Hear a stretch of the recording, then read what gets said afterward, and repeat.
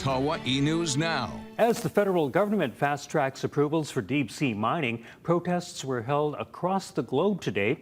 Dozens paddled out at Almoana Beach Park this afternoon, calling on leaders to stop commercial deep-sea mining off American Samoa. Protests were held in 24 countries to raise awareness on the risks to marine ecosystems. In April, President Trump signed an executive order to fast-track the deep-sea mining industry. So once you start to take these nodules, these fancy rocks out of the bottom of the sea, you disrupt the entire ecosystem. And that ecosystem is responsible for all of the oxygen that we breathe, because half our oxygen comes from the ocean. It supplies all of the nutrients to the big marine animals. Public comments can be filed online. That link is posted on our website, hawaiinewsnow.com.